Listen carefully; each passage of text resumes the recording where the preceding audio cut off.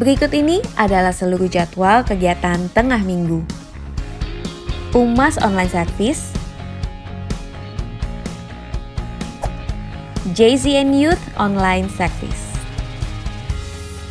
Kami mengajak Bapak Ibu Saudara untuk dapat mengikuti ibadah online Jumat Agung yang diadakan pada tanggal 2 April 2021 premier pukul 6 pagi dengan pembicara Pastor Niko Nyoto Raharjo.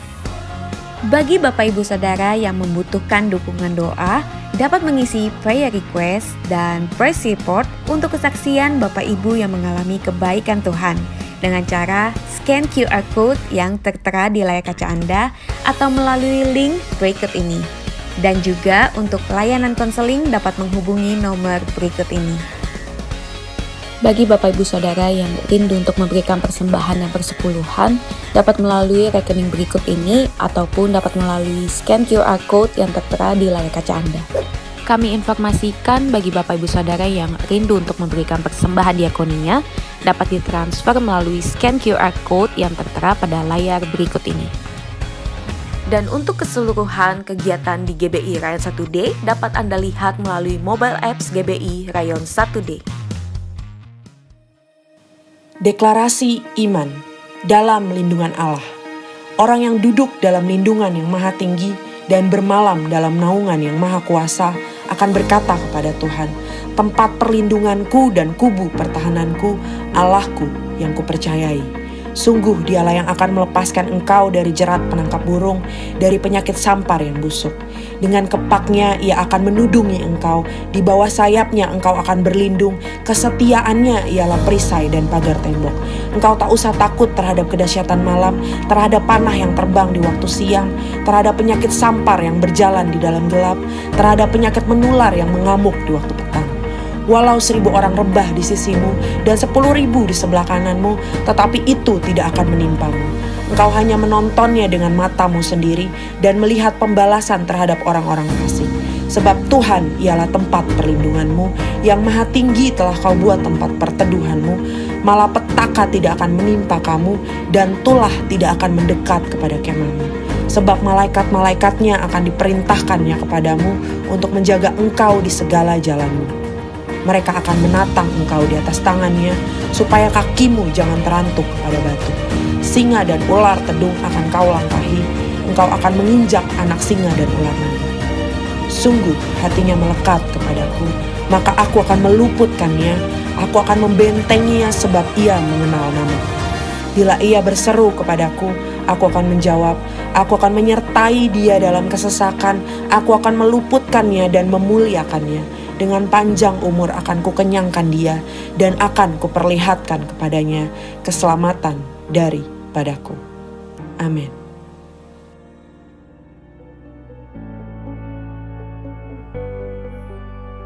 Pentakosta ketiga. 1. Pentakosta ketiga adalah pencurahan Roh Kudus yang dahsyat di zaman ini, melebihi yang terjadi di Asusastri. 2. Pentakosta ketiga akan mengakibatkan penuaian jiwa yang terbesar dan yang terakhir sebelum Tuhan Yesus datang kembali. 3. Pentakosta ketiga akan membangkitkan generasi Yeremia, yaitu anak-anak muda yang dipenuhi Roh Kudus, cinta mati-matian kepada Tuhan Yesus, tidak kompromi terhadap dosa, dan akan bergerak untuk memenangkan jiwa. 4. Pentakosta ketiga lahir di Indonesia dan bergerak ke bangsa-bangsa. Gerakan ini dari timur ke barat dan akan kembali ke Yerusalem. 5. Pentakosta ketiga akan memberikan kuasa untuk menyelesaikan amanat agung dan setelah itu Tuhan Yesus datang kembali.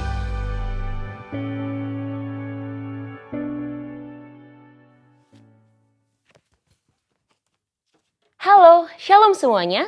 Di dalam Voice of Pentecost hari ini, kita akan membahas tujuan Allah memberi berkat.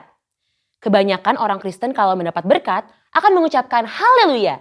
Tetapi ketika mendapatkan yang tidak enak, bisa mengucapkan, "Aduh, mengapa begini Tuhan?" Pertama-tama kita harus mengerti terlebih dahulu arti dari berkat. Menurut Kamus Besar Bahasa Indonesia, berkat adalah karunia Tuhan yang membawa kebaikan dalam hidup manusia. Definisi ini menjelaskan bahwa berkat datang dari Tuhan untuk manusia. Di dalam Perjanjian Lama, Berkat Tuhan digambarkan secara umum sebagai pemenuhan kebutuhan jasmani, seperti buah kandungan yang subur, hasil bumi dan hasil ternak yang berlimpah, usaha dan pekerjaan yang lancar, posisi dan tanggung jawab yang meningkat, juga area yang bertambah luas. Kitab Habakuk membuat pengertian yang lebih luas mengenai apa itu berkat. Berkat Tuhan yang ditekankan di dalam kitab Habakuk adalah mengenai keselamatan dan kekuatan yang Tuhan berikan walaupun ada di dalam keadaan yang tidak baik. Karena di tengah-tengah keadaan yang tidak sesuai dengan harapan manusia, Tuhan tetap menyelamatkan dan memberi kekuatan. Setelah mengetahui definisi berkat, kita akan mengerti tujuan dari suatu berkat. Yang pertama, berkat menyadarkan orang akan sang sumber berkat. Kita percaya Tuhan adalah satu-satunya pihak yang dapat membuat dan menciptakan berkat. Dan tidak ada satupun pihak lain yang dapat menciptakan berkat. Yakobus 1 ayat 17. Setiap pemberian yang baik dan setiap anugerah yang sempurna datangnya dari atas. Yang kedua, berkat membuktikan kedaulatan Tuhan. Sebagai sumber berkat, Tuhan adalah pihak yang dapat memutuskan dan menentukan kepada siapa berkat itu akan diberikan. Bilangan 23 ayat 20. Yang ketiga, berkat membuktikan pemeliharaan Tuhan. Tumbuhan dan hewan sebagai bahan makanan bagi manusia yang kita nikmati, dan hujan yang turun dari langit untuk memungkinkan hal tersebut tumbuh adalah hasil kemurahan Tuhan bagi pemeliharaan hidup seluruh umat manusia di muka bumi ini. Berkat menunjukkan dan membuktikan betapa baiknya Tuhan bagi umat manusia. Yang keempat, berkat Tuhanlah yang membedakan kehidupan orang benar dengan dunia. Hal yang membedakan antara orang yang bersungguh-sungguh beribadah kepada Tuhan dengan yang tidak adalah mereka akan menerima berkat kekuatan, pemeliharaan, dan keselamatan untuk mengatasi masalah. Maliaki 3 ayat 18, maka kamu akan melihat kembali perbedaan antara orang benar dan orang fasik, antara orang yang beribadah kepada Allah dan orang yang tidak beribadah kepadanya. Hal penting yang harus kita mengerti adalah, walaupun orang benar dapat menghadapi masalah, namun sikap orang benar dalam menghadapi masalah akan sangat berbeda dengan dunia. Hal ini karena Tuhan senantiasa memberi damai sejahtera dan kekuatan bagi orang-orang yang sungguh-sungguh beribadah kepadanya. Seperti yang tertulis di dalam Yohanes 14 ayat 27.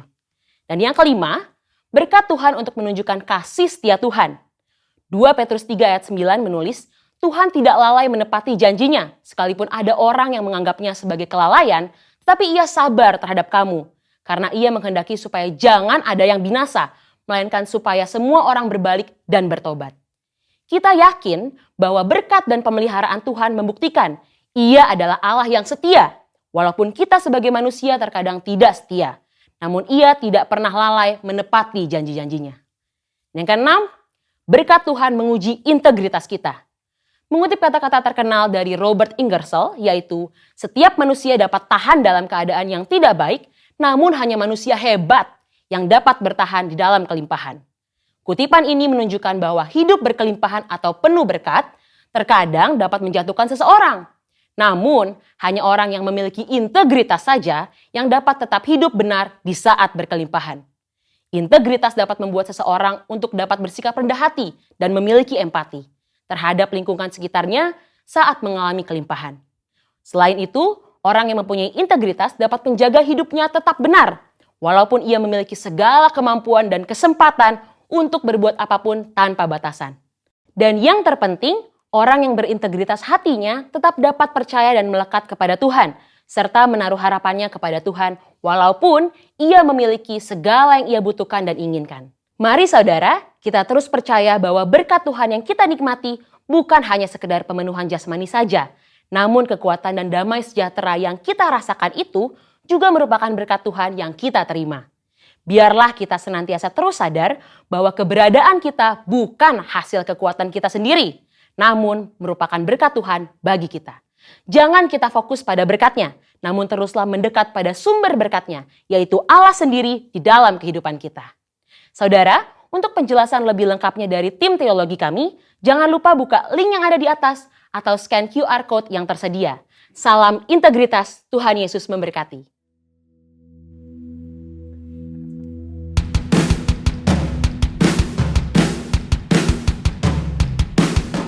Shalom jemaat yang dikasih Tuhan. Kau yang ada di rumah-rumah, mari bersama-sama kita memuji Tuhan. Dia Allah yang ajaib, Dia hadir dimanapun kita berada. Haleluya. Terpujilah nama-Mu Tuhan, kuat dan penuh kemuliaan.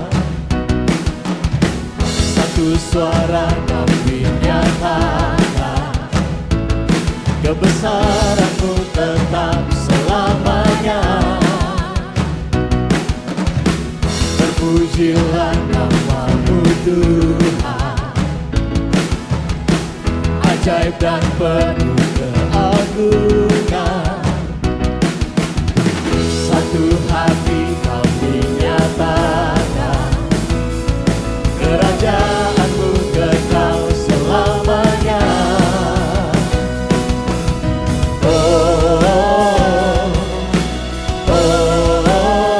Engkaulah Raja atas dunia, yang menghancurkan kutuk dan membebaskan jiwa.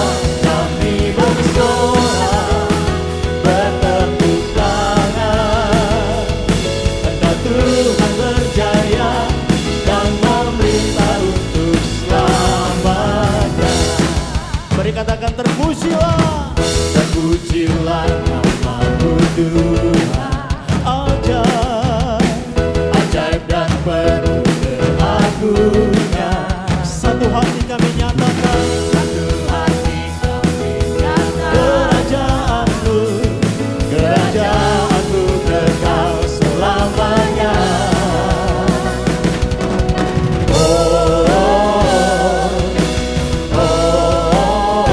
Engkaulah Raja atas dunia, yang menghancurkan kutuk dan membebaskan jiwa.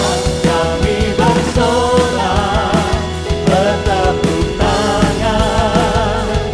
Engkau Tuhan berjaya dan memerintah. Beri tepuk tangan, katakan, Engkaulah Raja atas dunia, yang menghancurkan kutuk dan membebaskan jiwa. Mari lebih lagi. Engkaulah Raja atas dunia, yang menghancurkan kutuk dan membebaskan jiwa. Kami bersorak, bertepuk tangan.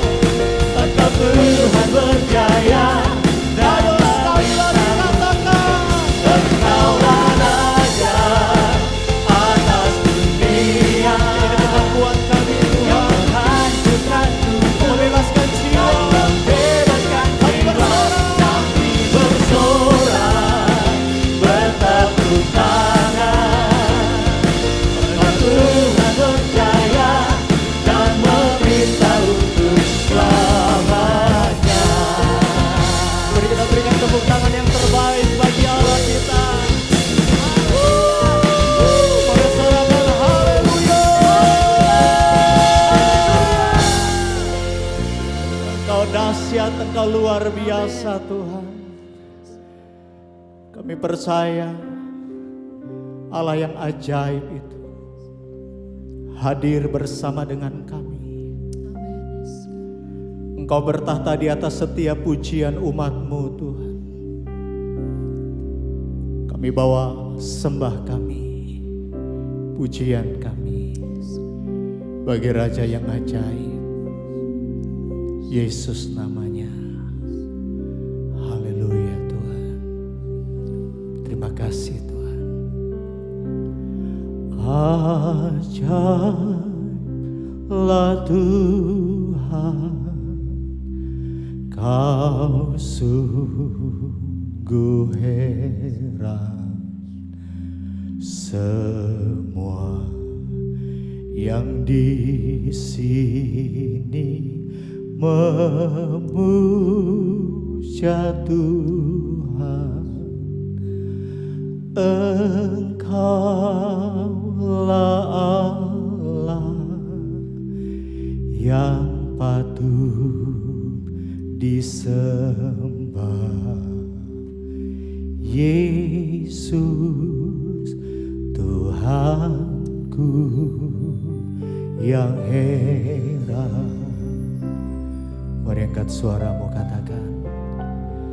Ajaiblah Tuhan, Kau sungguh hebat.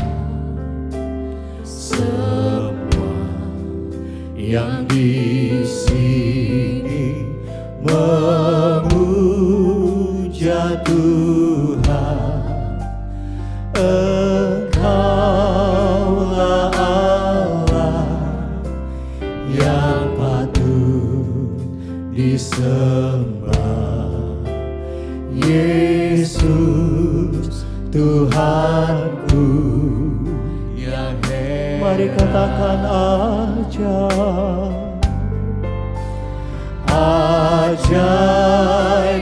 Tuhan. Ini pengakuan kami, Kau Allah yang ajaib, Kau Allah yang heran. Kami memujamu Tuhan. Engkau Allah, Engkaulah Allah yang patut disembah. Yesus Tuhanku yang hebat. Mari biarkan musik menyembah Tuhan. Mari Bapak Ibu Saudara, Kau yang ada di rumah-rumah, dimanapun Engkau berada hari ini, mari mulai katakan di hadirat Tuhan. Engkau Allah yang ajaib Tuhan. Engkau Allah yang besar dalam hidup kami. Kami terheran-heran, kami terkagum-kagum akan perbuatan-Mu. Engkau Allah yang tidak pernah meninggalkan perbuatan tangan. Immanuel, Engkau Allah yang selalu beserta dengan kami. Mari Bapak Ibu Saudara, angkat sembahmu bagi Allah yang ajaib. Haleluya Yesus. Ajaib Kau Tuhan, Kau Allah yang sungguh heran bagiku. Terima kasih Tuhan. Kami yang ada di rumah-rumah, kami angkat sembah kami bagi-Mu ya Yesus Tuhan. Terima kasih Bapa, terima kasih ya Roh Kudus, terima kasih Tuhan Yesus. Mari saya mengajak Bapak Ibu Saudara, angkat kedua tangan kita tinggi-tinggi di hadirat Tuhan. Dan lebih lagi katakan ajaib, ajaiblah Tuhan, Kau sungguh hebat. Semua yang di sini memuja Tuhan. Engkaulah Allah yang patut disembah. Yesus Tuhanku yang heran. Katakan Yesus Tuhanku yang heran. Yesus Tuhanku yang heran.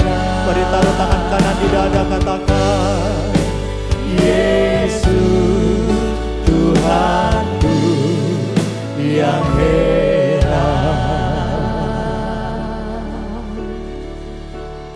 Kami sungguh percaya Tuhan kami Yesus yang ajaib dan yang heran itu hadir di sini. Dan kami tidak hanya mau merasakan kehadiran-Mu, tapi kami mau mengalami kehadiran-Mu Tuhan. Terima kasih. Oh, terima kasih. You are here, moving in our midst. I worship you, I worship you. You are here, working in this place. I worship you, I worship you.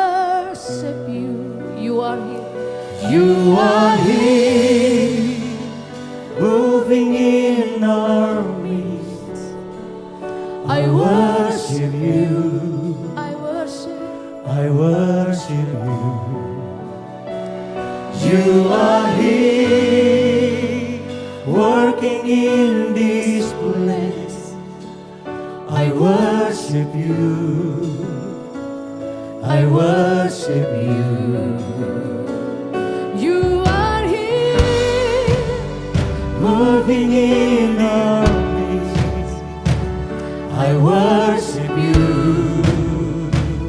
I worship you. You are here, working in this place. I worship you. I worship. I worship you. Waymaker, miracle worker, promise keeper, light in the darkness. My God, that is who you are.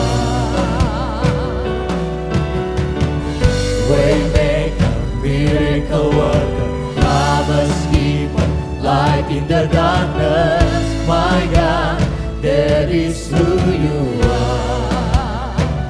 You Are are here. here, That's it. touching every And heart. I I worship you. I worship you. You are here. You are here, healing every heart. Worship you.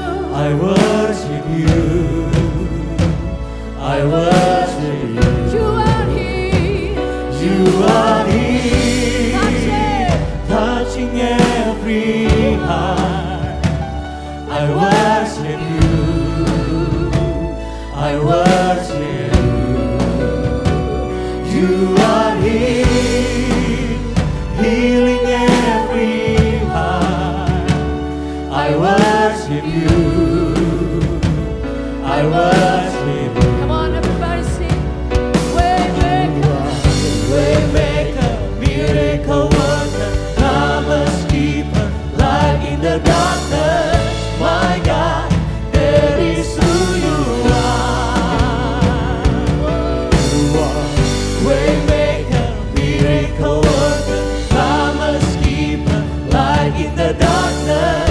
My God, that is who you are. Haleluya. Mari sama-sama angkat suara, angkat hati menyembah Dia. Kami percaya saat kami menyembah, Engkau lewat Roh-Mu sedang bergerak, menjamah, menyembuhkan, memulihkan. Oh, oh. Mari semua sembah Tuhan yang ada di rumah-rumah. Angkat suara sembah, sembah. Haleluya. Terpujilah namamu ya Dia ajaib. Engkau Oh, Allah pembuat mujizat. Dia ajaib. Memuji namamu. Nama yang salah-lama. Haleluya, haleluya. Kami agungkan Yesus yang ajaib.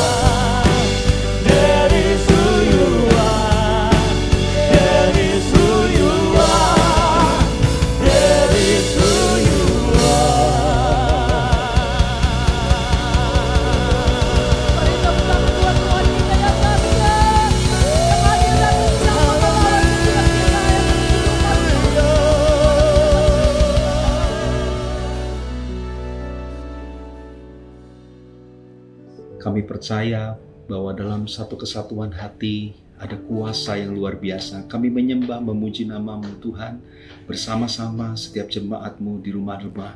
Dan hari ini kami sepakat sama-sama, mari angkat tangan, arahkan hati kita sama-sama Bapak Ibu Saudara. Kita berdoa mendukung teman-teman kita. Kita berdoa untuk suami istri yang kena COVID. Di dalam nama Tuhan Yesus, oleh biru-biru darah-Mu Tuhan, Engkau menyembuhkan suami istri ini, khususnya untuk istrinya yang sedang mengandung. Kami percaya Tuhan, Engkau melindungi janin yang ada, bayi yang ada di dalam kandungannya. Dan Allah juga kita berdoa sama-sama Bapak Ibu Saudara untuk seorang ibu yang sakit lambung. Di dalam nama Tuhan Yesus, darah Yesus menyembuhkan penyakit lambung. Damai sejahtera Allah turun buat ibu ini. Dan kami percaya Tuhan, juga kami berdoa untuk pemulihan keluarga. Kami percaya ada pemulihan keluarga demi keluarga. Kasih Kristus mengalir di dalam keluarga ini, menyembuhkan, memulihkan kasih yang sudah sama-sama kering Tuhan. Dan kami berdoa Tuhan untuk anak-Mu Tuhan yang berdoa untuk pekerjaan. Kami percaya Engkau akan menyediakan pekerjaan yang terbaik buat anak-Mu ini. Dan untuk seorang yang kepahitan atas atasannya di dalam pekerjaannya, kami berdoa dalam nama Tuhan Yesus. Kami percaya ada kemampuan ilahi untuk mengampuni, melepaskan. Ada kasih ilahi yang menyempurnakan semuanya. Dan kami juga berdoa Tuhan Yesus untuk anak-anak-anak-Mu Tuhan yang terikat dengan perzinahan. Di dalam nama Tuhan Yesus, kami patahkan, kami hancurkan roh perzinahan. Dan kami lepaskan kesucian, anugerah, kemampuan ilahi untuk hidup kudus di hadapan Tuhan. Di dalam nama Tuhan Yesus kami berdoa juga Tuhan untuk anak-Mu Tuhan yang sedang depresi Tuhan.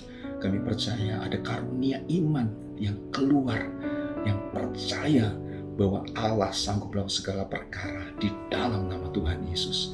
Kami percaya, kami sepakat sama-sama Tuhan. Dan kami percaya dalam firman mengatakan, Engkau jauh lebih hebat, jauh lebih besar melakukan segala apa yang kami doakan Tuhan. Kami percaya di dalam nama Tuhan Yesus. Amin. Bapak Ibu Saudara, percaya bahwa apa yang kita percayakan sama-sama sepakat Tuhan mendengar dan Tuhan lakukan perkara-perkara dahsyat dalam hidup kita.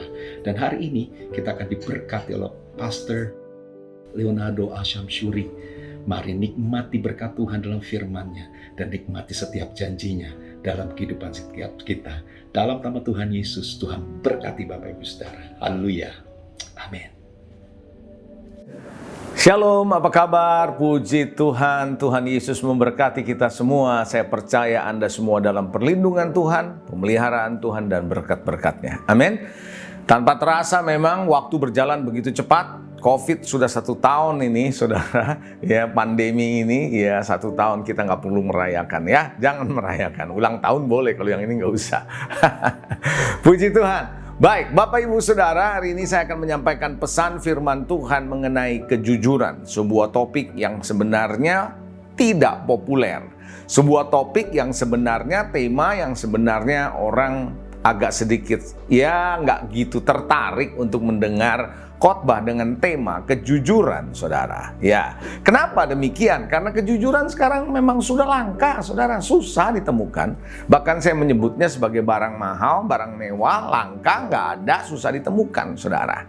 Kenapa demikian? Karena sekarang ini, di era sekarang ini, orang sudah menganggap kejujuran itu mitos. Itu hanya mitos, itu seperti sebuah cerita lah, nggak ada tuh katanya orang yang namanya jujur, nggak ada. Itu disebut mitos dan dianggapnya tidak realistis. Orang yang realistis adalah orang yang hidupnya tidak perlu jujur menurut orang-orang yang hidup di dunia ini, saudara. Nah, itu sebabnya kenapa tema ini, saudara, seringkali dianggap menjadi nggak tertarik dan nggak populer, nggak relevan. Padahal topik ini penting, saudara. Nah, kenapa, saudara? Saya mau coba menjelaskan kepada saudara ya. Nanti kita akan jelaskan ini. Saudara yang dikasihi, bahwa sekarang ini orang menganggap bahwa manusia di zaman sekarang ini, orang menganggap orang jujur itu pasti tersingkir. Mereka memperlihatkan bahwa orang jujur pasti tersingkir. Di dalam bisnis, di dalam pekerjaan, dalam persaingan hidup ini, saudara. Dan pasti mereka akan menganggap hidup menjadi susah kalau jujur. Begitu kira-kira yang ada di dalam benak banyak orang yang hidup di dalam dunia. Betul nggak saudara? Iya kan? Bahkan saudara, apa yang dipertontonkan, apa yang diperlihatkan di dunia politik, di dunia bisnis, di dalam kehidupan pekerjaan di kantor saudara, intrik-intrik yang ada, politik yang ada saudara, itu mengarah kepada sebuah kenyataan bahwa mereka, orang-orang ini yang ada diperlihatkan ini adalah orang-orang yang tidak jujur. Mereka adalah orang yang tidak jujur. Maka itu kenapa saudara yang dikasihi, hal yang seperti ini dipertontonkan, diperlihatkan. Akibatnya saudara, karena diperlihatkan seperti ini, itu mempengaruhi atau masuk dalam pikiran banyak orang, termasuk di dalamnya orang Kristen. Sehingga sadar gak sadar, karena itu terus-menerus dipertontonkan, terus-menerus diperlihatkan hidup yang seperti begini saudara, ya, maka ketidakjujuran ini dianggap sebagai sesuatu yang wajar. Sadarkah saudara, apa yang orang anggap normal hari-hari ini padahal tidak normal, tetapi dianggap wajar dan bisa diterima pada akhirnya nanti. Oleh karena itu Bapak Ibu Saudara, kita perlu memperhatikan baik-baik. Jangan sampai kita terjebak di dalam pola pikir demikian. Karena dunia sedang menawarkan kita dengan pola pikir seperti itu. Mari kita melihat satu ayat firman Tuhan, saudara. Selanjutnya saya mau sampaikan apa yang Alkitab katakan mengenai manusia dalam konteks kejujuran ini. Pengkhotbah 7 ayat 29. Firman Tuhan bilang, lihatlah, hanya ini yang kudapati, bahwa Allah telah menjadikan manusia yang jujur. Tetapi mereka mencari banyak dalih, atau dalam bahasa Inggris scheme. Saya kasih tanda kurung, scheme. Saudara, jadi rupanya waktu Tuhan menciptakan manusia, manusia itu diciptakan sebagai manusia apa? Jujur. Saudara, saya, semua yang mengikuti khotbah ini dimanapun Anda berada, waktu Anda diciptakan sebagai manusia jujur, bukan manusia pembohong.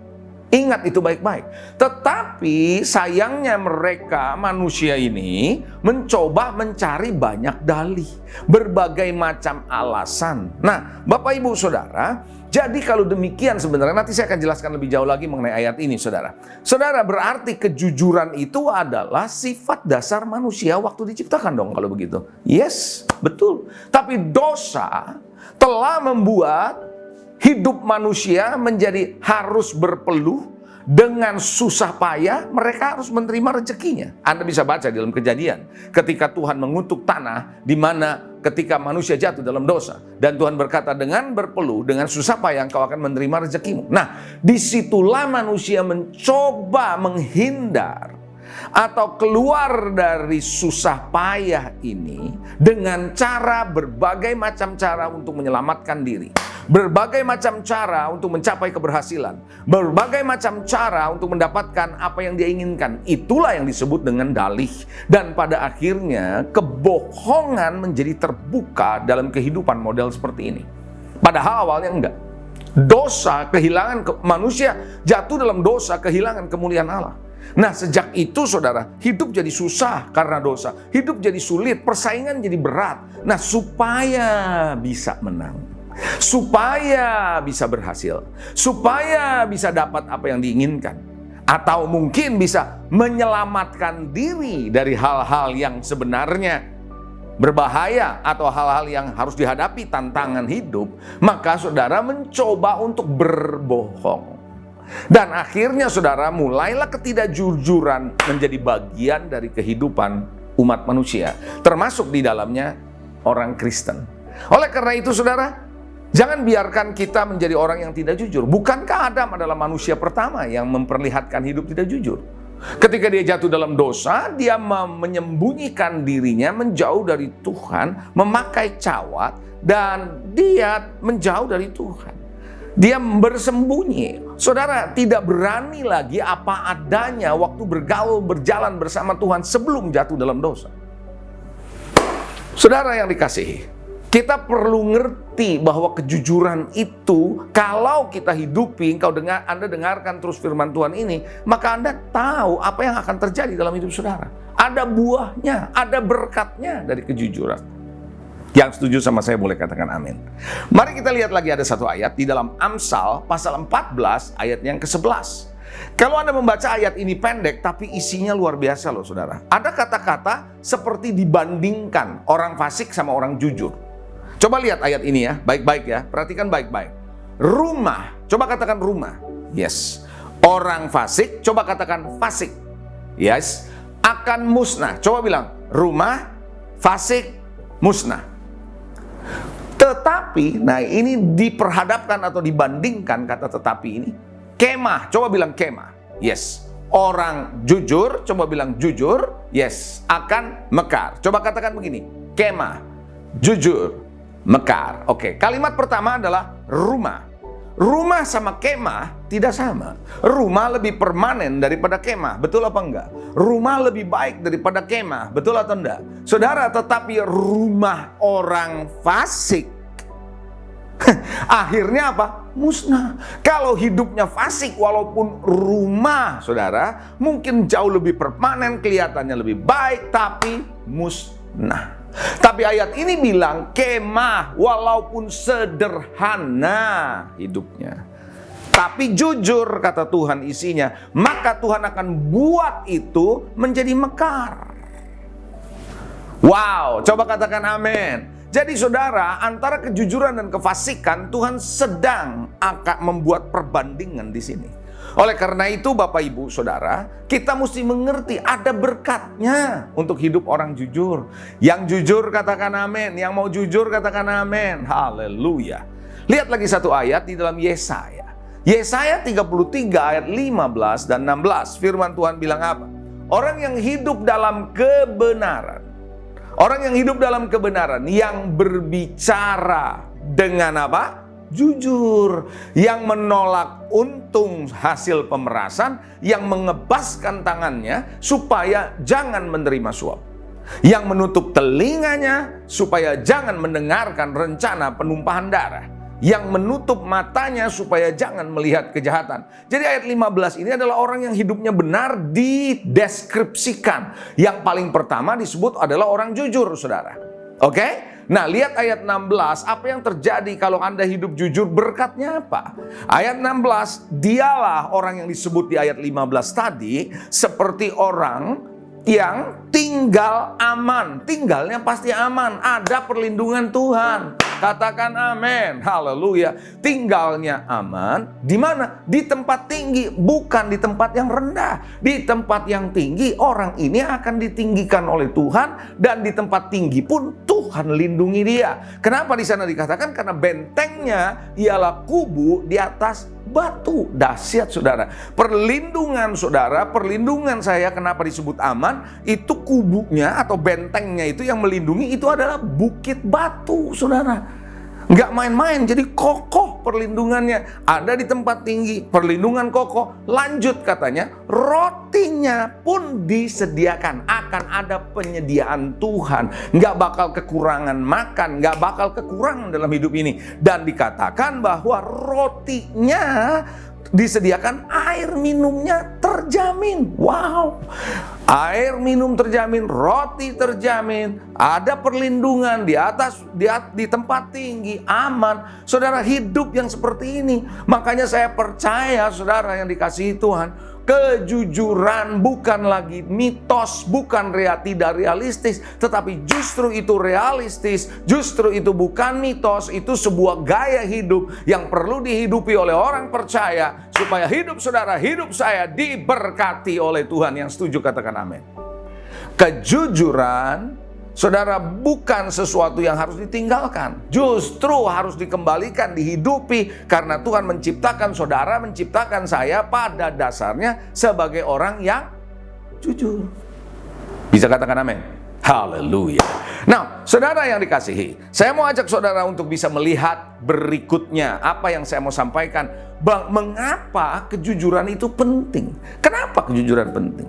Saudara mesti tahu dulu alasannya, why? Kenapa hidup jujur kok penting? Emang penting? Yes. Yang pertama saudara, hidup jujur penting supaya saudara dan saya menjadi manusia yang serupa dan segambar dengan Tuhan. Di awalnya Tuhan menciptakan manusia yang jujur. Sekali lagi ada di dalam ayatnya, Pengkhotbah 7 ayat 29, lihat hanya ini yang kudapati, bahwa Allah telah menjadikan manusia yang jujur. Tetapi mereka mencari banyak dalih, mereka banyak skim, banyak cara, bagaimana caranya untuk menyelamatkan diri. Banyak alasan, kira-kira begitu saudara. Sehingga alasan-alasan yang dibuat, cara-cara yang dibuat, saudara, skema-skema yang dibuat, rancangan-rancangan yang dibuat adalah rancangan yang tidak jujur. Bapak Ibu, jangan menjadi manusia yang bukan serupa dan segambar dengan Tuhan. Yesus datang untuk memulihkan gambar diri saudara, memulihkan kehidupan saudara. Karenanya saudara yang dikasihi Tuhan, Tuhan memanggil saudara, panggilan yang tertinggi adalah supaya saudara dan saya menjadi serupa dengan gambaran anaknya Tuhan kita, Yesus Kristus.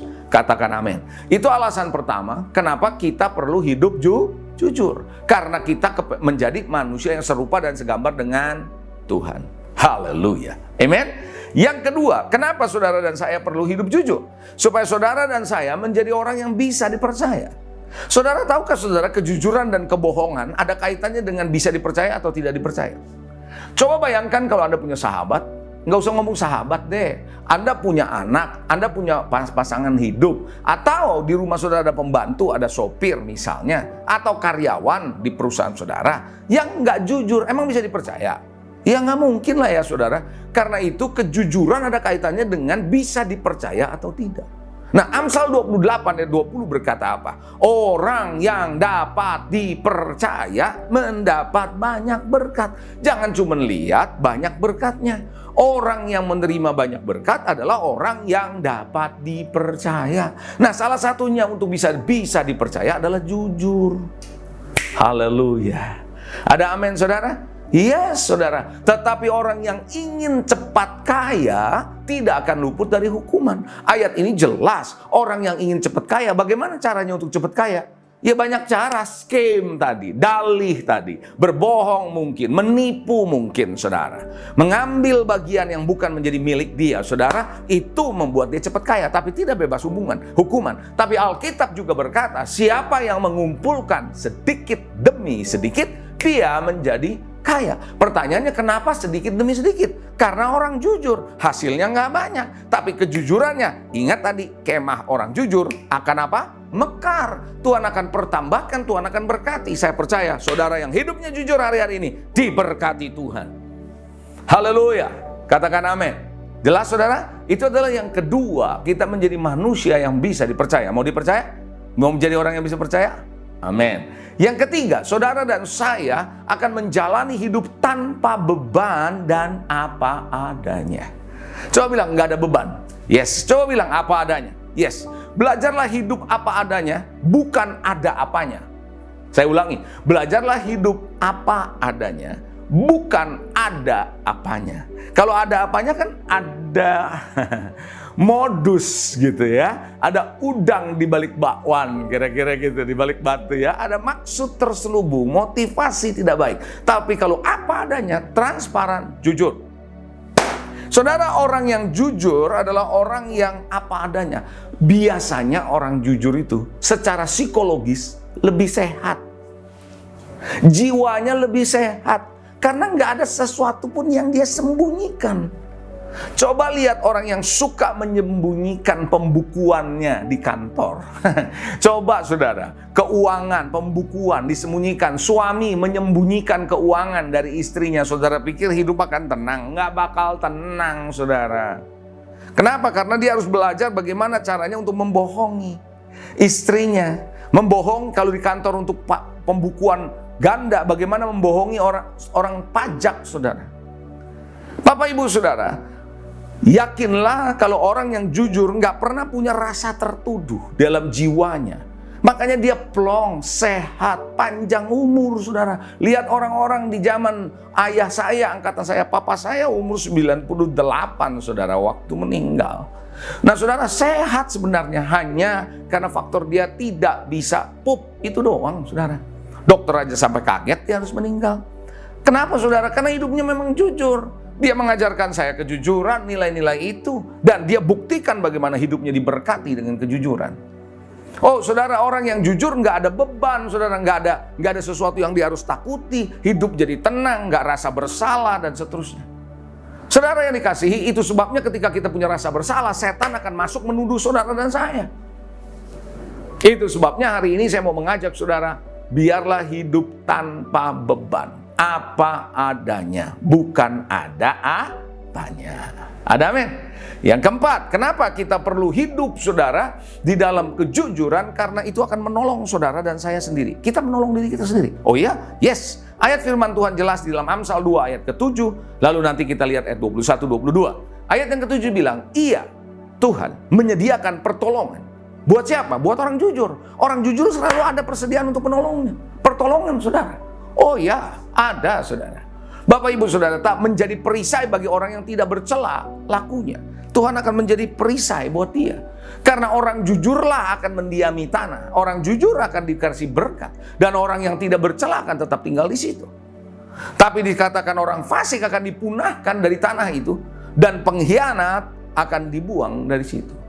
Oh, ada pertolongan. Yes, saudara mau hidup dalam pertolongan? Saya percaya saudara, dalam masa pandemi atau sesudah pandemi atau kapanpun ketika gejolak terjadi, goncangan terjadi, orang jujur akan tersedia pertolongan buat dia. Amin. Kita lihat ayat berikutnya saudara, bagaimana kita saudara dan saya menolong diri.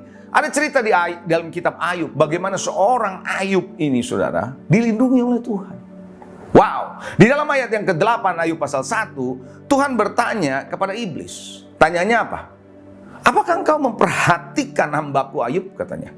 Sebab dia bilang, tiada seorang pun di bumi seperti dia. Yang ngomong Tuhan loh, bukan Ayub sendiri loh yang ngaku-ngaku, tapi Tuhan loh yang bilang bahwa dia ini orang jujur saudara. Dia bilang nggak ada seorang pun di bumi seperti dia, yang demikian saleh dan jujur, yang takut akan Allah dan menjauhi kejahatan. Wow, Tuhan sendiri yang memberitahu kepada dia. Nah, apa yang terjadi orang jujur seperti Ayub?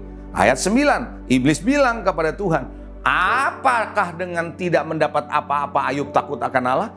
Ya terang kamu berkati dia. Dia nggak tahu, iblis nggak tahu bahwa dia diberkati oleh karena kejujurannya saudara.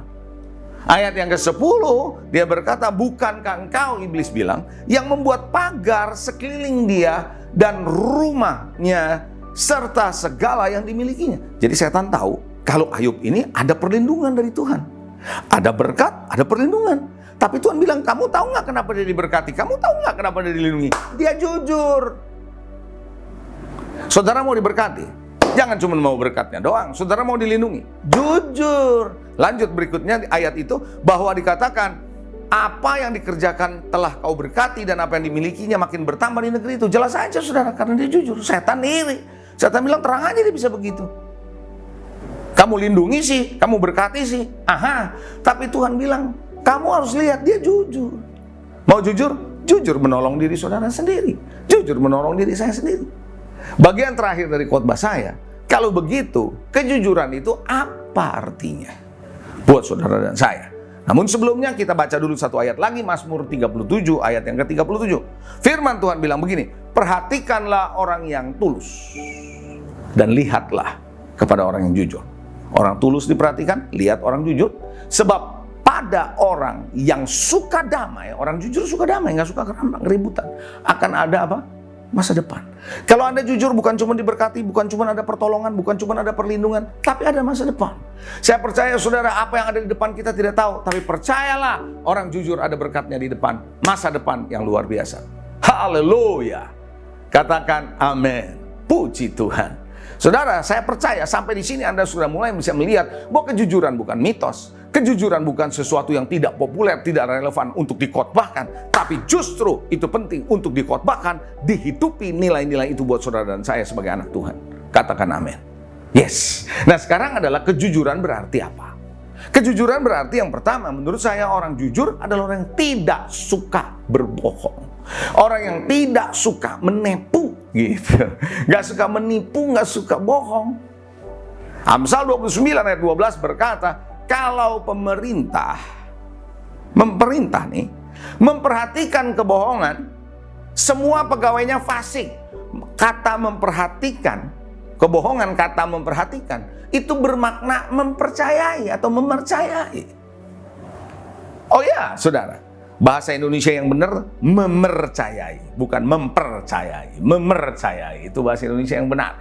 Saudara yang dikasih Tuhan, memerhatikan, bukan memperhatikan. Tapi itu adalah bahasa yang ada di Alkitab. Ya, saya ambil kata-kata itu.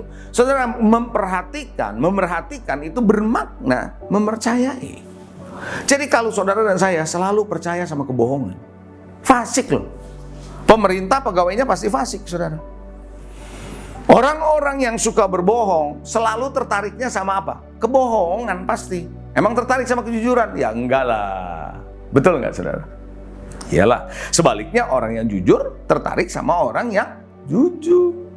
Ada amin? Yes. Makanya pemerintahan enggak akan pernah bisa jujur kalau selalu yang diperhatikan adalah kebohongan. Hoax demi hoax, saudara. Data yang dimanipulasi, angka-angka yang dimanipulasi, itu ketidakjujuran, saudara.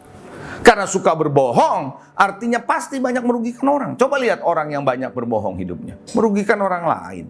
Betul nggak? Oh iya dong, merugikan orang lain. Kalau Anda bekerja dengan berbohong, membohongi waktu, mencuri waktu, kan begitu, berbohong juga kan? Membohongi saudara jam kerja saudara, membohongi pemakaian yang Anda pakai di kantor dan seterusnya.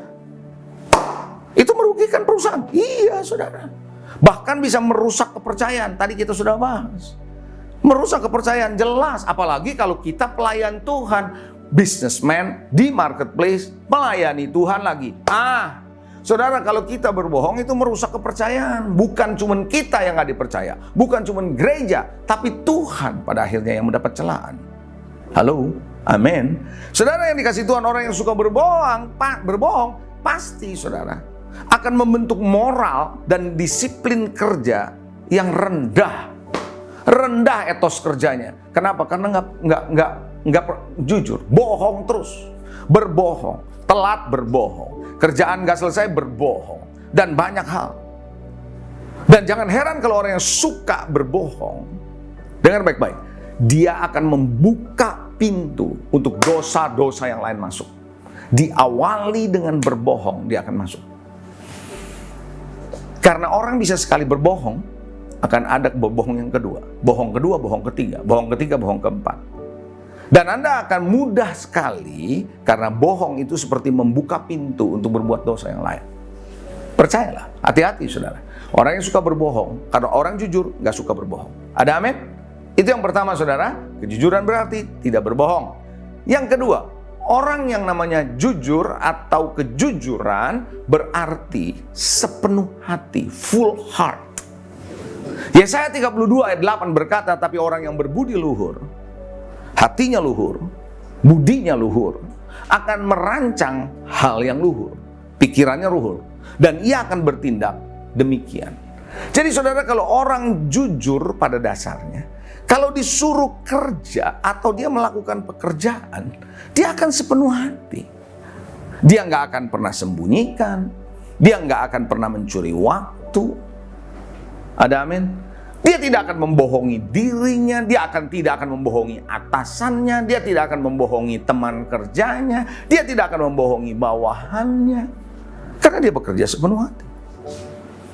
Hari ini saya mau ajak saudara, betapa dahsyatnya orang jujur hari-hari ini. Karena Tuhan menciptakan saudara dan saya sebagai orang apa? Jujur. Jangan gunakan dalih atau skim sehingga kita menjadi orang yang tidak jujur. Ada amin. Itu adalah yang kedua. Kejujuran berarti yang pertama tidak suka berbohong, tidak menipu. Yang kedua, kejujuran berarti Anda bekerja sepenuh hati. Yang ketiga, saudara, kejujuran berarti hati kita tulus, hati kita benar. Itu orang jujur. Saudara, tulus, jujur itu seperti dua sisi mata uang. Satu jujur, satu tulus. Orang tulus, jujur. Orang jujur, tulus. Biasanya begitu, saudara. Biasanya begitu. Oleh karena itu, Bapak Ibu Saudara, orang yang hatinya tulus, orang yang hatinya benar, saudara, motifnya benar. Orang yang tulus, jujur, benar, hidupnya, hatinya, pasti saudara motifnya baik. Bukan untuk kepentingan diri sendiri. Nggak mencari sesuatu buat dirinya. Dan saya percaya kalau orang yang hatinya tulus, benar, motifnya benar, ya jujur nih saudara, kalau dia kerja nggak mendua hati. Dia akan fokus kerja, nggak akan mau ke sini, mau ke sini. Orang yang mau ke sana ke sini itu biasanya adalah orang yang nggak tulus. Makanya ada ayat yang berkata kan di dalam Lukas 16:13, kita nggak usah baca. Ayat itu kalau Anda baca, saudara, orang yang bekerja pada dua tuan, nggak bisa dia bilang. Karena salah satu pasti dia akan benci. Betul nggak? Jangan mendua hati. Saudara, orang yang jujur, tulus, orang yang jujur pasti hatinya benar, pasti punya motif yang benar. Saya percaya kejujuran ini sangat-sangat penting. Dan saya berharap di akhir khotbah nanti Anda akan mulai melihat, aha, benar kejujuran. Itulah integritas sebenarnya. Itulah integritas sebagai orang percaya hidup jujur. Era zaman sekarang langka cari kejujuran seperti yang tadi saya bilang, saudara. Tinggal Anda sekarang mau percaya yang mana? Mau percaya firman Tuhan yang tadi saya jelaskan? Atau Anda mau percaya kepada apa yang dunia sedang bangun, kepercayaan yang baru itu? Yaitu kalau orang jujur pasti tersingkir, orang jujur hidupnya susah. Nah, peperangannya ada di pikiran saudara nih. Dua kubu ini. The battle is in your mind. Apakah Anda mau tetap percaya kepada Tuhan? Untuk hidup jujur Anda lihat berkatnya dari Tuhan. Atau Anda mau ikutin apa yang dunia sedang bangun hari ini? Polanya buat banyak orang. Jangan jujur, nggak perlu jujur karena pasti tersingkir, pasti susah hidupnya. Bersaing nggak akan menang, nggak bakal berhasil dan sebagainya. Itu dunia. Tapi kita tahu tadi firman Tuhan, rumah orang fasik akan musnah. Tapi kemah orang jujur akan mekar. God will bless us. Tuhan akan berkati orang-orang yang honest, orang-orang yang jujur. Yang keempat, yang terakhir, saya akan bagikan kepada saudara, bahwa orang yang jujur, kejujuran berarti adalah orang yang kerjanya atau hidupnya bertanggung jawab. Dia nggak akan pura-pura. Orang yang tanggung jawab nggak bakal pura-pura. Orang yang pura-pura nggak bakal bertanggung jawab. Oh ya, dia nggak akan berpura-pura dalam bekerja, dalam membangun hubungan, dalam melayani. Dia nggak akan pura-pura, karena dia tahu dia bertanggung jawab. Dia juga tidak akan pernah melemparkan tanggung jawabnya ataupun kesalahannya kepada orang lain. Nggak bakal. Dia akan bilang, sorry, itu kesalahan saya tanggung jawab. Kenapa? Itu orang jujur. Lihat apa yang terjadi di Taman Eden. Ketika Adam berbuat dosa, dia lemparkan tanggung jawabnya kan. Dia lemparkan kesalahannya ke siapa? Ke Tuhan dan Hawa. Karena dia bilang, tuh karena kamu si Tuhan yang memberikan wanita itu. Istilahnya, kalau bahasa sekarang, gue nggak minta lu kasih. Kira-kira begitu. Saudara yang dikasih Tuhan, itu yang terjadi. Dia salahkan Tuhan, dia salahkan Hawa. Waktu Tuhan tanya sama Hawa, dia salahkan ular.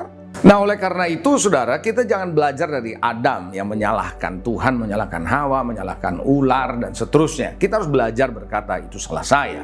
Itu kekeliruan saya, itu ketidakmengertian saya. Kenapa? Kalau kita jujur, berani ngomong apa adanya, kita adalah orang yang bertanggung jawab. Katakan amin. Nah, slide ini saya akan sampaikan saudara bagian terakhir, bahwa sulit untuk mengharapkan tanggung jawab dari orang yang tidak jujur. Sulit.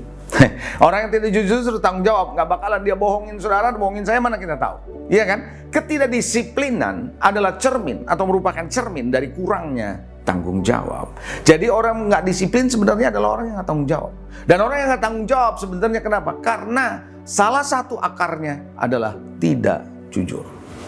Karena itu Bapak Ibu, mari saya mau ajak saudara belajar. Saya percaya setelah firman Tuhan ini Anda dengar, Anda tahu bahwa kejujuran itu ada berkatnya. Kejujuran ada perlindungan dari Tuhan. Amin. Jadi orang jujur, hidup integritas. God bless you. Mari kita berdoa. Tuhan, terima kasih untuk setiap kebenaran firman-Mu yang sudah dibagikan. Kami percaya Engkau Tuhan akan mengajarkan lebih lagi kepada umat-Mu. Hamba-Mu boleh selesai menyampaikan firman-Mu, tapi Engkau terus akan memberi pencerahan, beri kekuatan, beri kemampuan, beri pengertian bagaimana mereka hidup jujur dan hidup dalam kejujuran-Mu. Kau beri kekuatan kepada umat-Mu supaya mereka bisa melihat janji-Mu, ya dan amin. Di tengah gejolak, di tengah ketidakpastian, Engkau ada perlindungan buat mereka, buat kami semua yang jujur. Terima kasih Tuhan. Di dalam nama Yesus kami berdoa. Yang percaya katakan, amin. God bless you. Shalom saudara yang dikasih Tuhan, saya yakin dan percaya firman Tuhan yang luar biasa dahsyat hari ini menguatkan kita semua. Sebelum kita mengakhiri ibadah kita hari ini, saya kembali mengingatkan saudara untuk mengikuti ibadah Jumat Agung yang akan diadakan pada hari Jumat 2 April 2021, premier pukul 6 pagi. Yang dilayani oleh Gembala Sidang kita Bapak Pendeta Dr. Insinyur Niko Nyotora Harjo. Mari kita mengingat kembali kematian Tuhan, pengorbanan Tuhan di atas kayu salib. Sebelum kita mengakhiri ibadah kita hari ini, saya mau berdoa untuk saudara yang akan memberikan persembahan. Mari kita satukan hati. Bapa di dalam surga, kami bersyukur Tuhan untuk firman-Mu hari ini yang menguatkan jemaat-Mu, yang membangkitkan jemaat-Mu Tuhan Yesus. Bapa, kami bersyukur atas pemeliharaan-Mu sepanjang dalam kehidupan kami ini Tuhan Yesus. Kalau nanti jemaat-Mu akan mengembalikan persembahan Tuhan, Engkau berkati persembahan itu. Biar kami memberikan dengan sukacita, damai sejahtera. Terima kasih Tuhan Yesus, terima kasih Bapa. Haleluya. Mari jemaat yang dikasihi Tuhan, kita siapkan hati untuk menerima berkat dari Tuhan. Kekasih-kekasih Tuhan, biji mata Tuhan, terimalah berkat Tuhan. Damai sejahtera, sukacita, kemenangan, kesembuhan, berkat yang berlimpah-limpah dari Allah Bapa di surga, melalui Anaknya yang tunggal Tuhan kita Yesus Kristus, penghiburan penyertaan yang manis dari Roh Kudus, menyertai saudara sekalian mulai saat ini sampai Tuhan Yesus datang kedua kali di awan-awan yang permai, bahkan sampai selama-lamanya. Mari kita yang percaya diberkati sama-sama katakan amin. Selamat hari Minggu, Tuhan Yesus memberkati saudara.